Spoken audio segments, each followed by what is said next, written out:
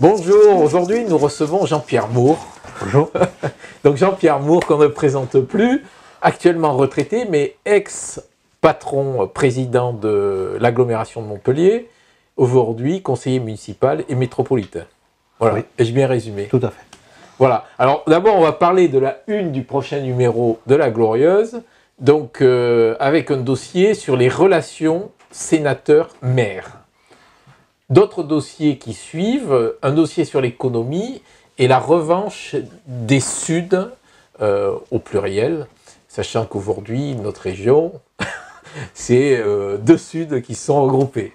Voilà, un dossier sur la France insoumise qui cherche ses marques au niveau local, un autre article sur la coopération métropolitaine, c'est le nouveau groupe qui est en train de se créer. Les adhésions sont annoncées au compte-gouttes, voilà. Et enfin, le logo de la métropole se met à l'envers. Alors, on a eu l'affaire du maire Philippe Sorel là, qui voulait recadrer un peu les logos. Ensuite, il y a eu l'affaire du logo de Montpellier Hérault, vous avez vu, la semaine dernière. Et nous, on a trouvé le logo de la métropole qui est à l'envers, quelque part à Montpellier, sur un grand bâtiment. Donc, voilà. On fait un petit sujet là-dessus.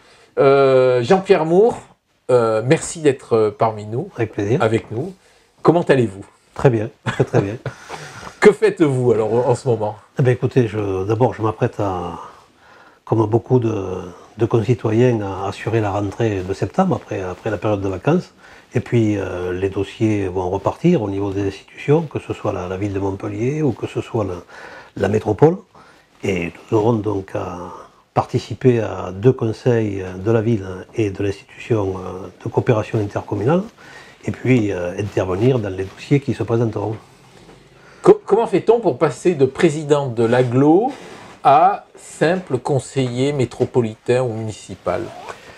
Comment on gère? On a l'avantage que l'on connaît quand même les dossiers, parce qu'à part quelques variantes, c'est quand même la même continuation sur les grands axes qu'on a à gérer. Donc connaissant ces dossiers, bon, on peut disons, se permettre une forme d'observation un peu de l'évolution qui semble poindre ou qui est insatisfaisante parfois, et donc avec un regard, une prise en recul qui donne quand même toute la pertinence aux interventions que l'on peut faire. Alors qu'est-ce qui se pointe et qui, à vos yeux, est bien, voire moins bien? Bon, il y aurait beaucoup de choses à dire, mais disons qu'il y a des choses qui prolongent ce qui avait été lancé, amorcé et mis sur rail par Georges Frêche avec mon accompagnement et puis ensuite sous ma présidence. Et puis il y a d'autres dossiers qui ont été stoppés.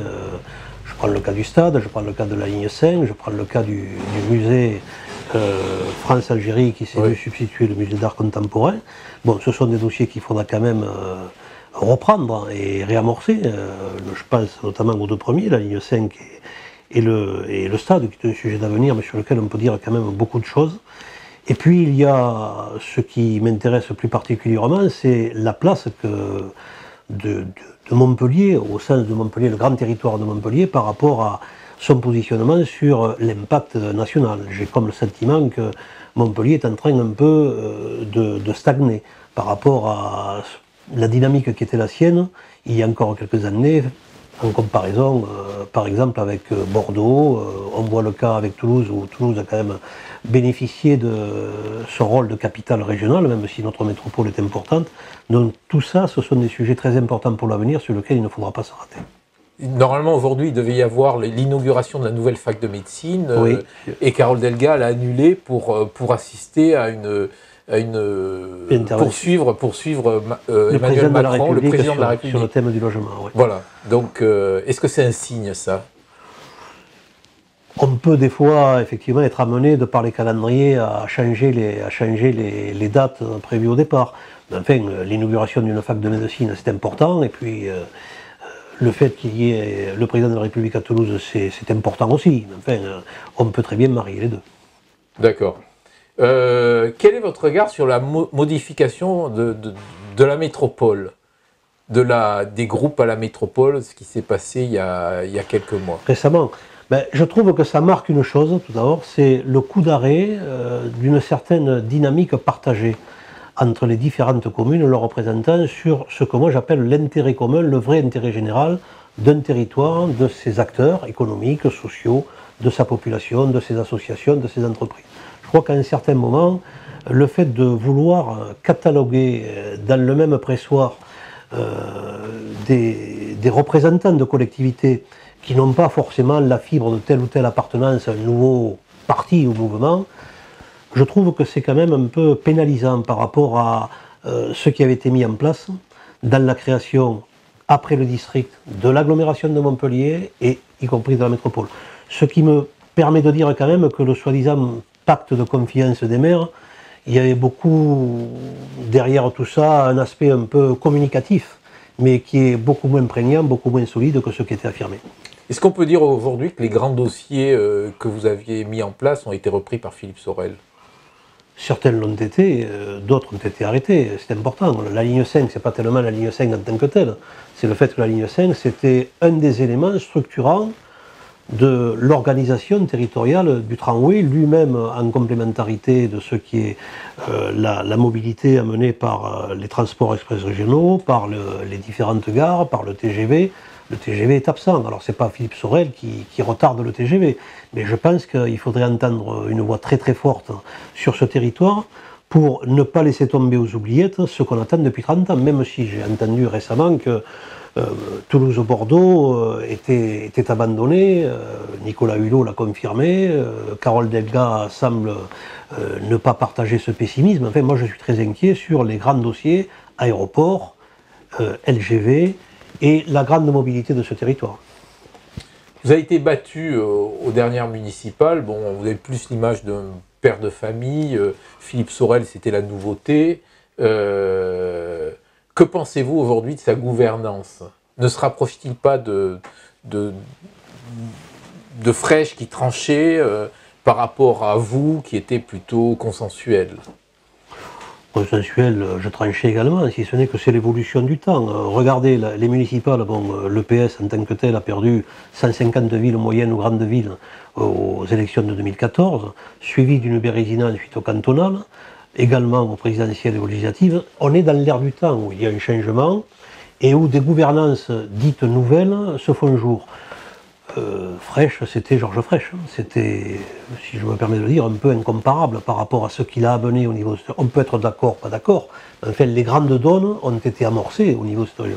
Là, j'attends actuellement un deuxième souffle, que personnellement, j'aurais peut-être davantage vu dans une grande région Méditerranée, avec le trio Marseille, Nice à l'Est, Montpellier, avec les interfaces Avignon, Nîmes et Béziers, Narbonne, Perpignan, plutôt que la région Occitanie, où on se rend compte directement quand même que la place de l'ancienne région de Languedoc-Roussillon, et notamment de la métropole de Montpellier, amène notre territoire de proximité à frôler la descente en deuxième division par rapport aux grandes métropoles françaises. Donc ça, c'est une préoccupation. Frêche n'a jamais laissé diminuer la place de Montpellier. Et moi, j'ai fait en sorte également de poursuivre sur cette lancée, sur cet aménagement. Donc l'enjeu des prochaines années, il est là. Mais derrière ça, c'est l'enjeu du social par rapport aux gens, du pouvoir d'achat, des ouvertures possibles pour trouver un métier au niveau de l'ensemble de la population étudiante. Il y a 65 000 étudiants sur Montpellier. On doit faire en sorte d'en conserver une grande partie pour booster positivement la dynamique de ce territoire. Vous êtes toujours fidèle au PS. Que pensez-vous de vos ex-camarades Vignal, Assaf et Delafosse qui, eux, ont choisi des voies un petit peu différentes? C'est des voies différentes que chacun a pu prendre en fonction de son sentiment, de sa sensation. Mais c'est l'éclatement général. Je veux dire par là que les Républicains, la droite, c'est pareil, c'est atomisé complètement actuellement. On est dans une période où les partis traditionnels, les partis dits de gouvernement ont été attaqués, chahutés, caviardés également. Je pense que le temps viendra à une forme un peu de cohérence qui se remettra en place. Parce que En Marche était un mouvement, il devient un parti sans vouloir l'être. Certains ont souhaité le reprendre. Moi, ce que j'observe, c'est que je suis un peu inquiet, et dans l'incertitude et dans l'inquiétude quand même, en ce moment. Parce que je m'étonne par exemple qu'un président de la République, je ne sais pas si on allait aborder le cas du président de la République, mais je suis un peu surpris de voir qu'il caractérise une partie de sa population de fainéants. C'est un peu choquant. Je crois que la place d'un président de la République, hein, quand on se veut ouvert à tout, même si on n'est pas satisfait de se voir critiqué par certains, on n'a pas à traiter ces composantes-là de fainéants. Je pense que la République, elle mérite une autre considération, une autre explication. Et actuellement, c'est normal que les Français se posent des questions en termes de pouvoir d'achat, en termes de réformes. Quid des réformes dont demain une manifestation est annoncée aussi pour une forme de résistance à cette évolution peut-être trop dure du Code du travail. Tout ça, ce sont des sujets d'actualité sur lesquels il ne faut pas trop mégoter quand même, parce que c'est important. Quels sont les espoirs que l'on peut avoir dans le PS? Mais le PS, il devra passer par une phase de refondation.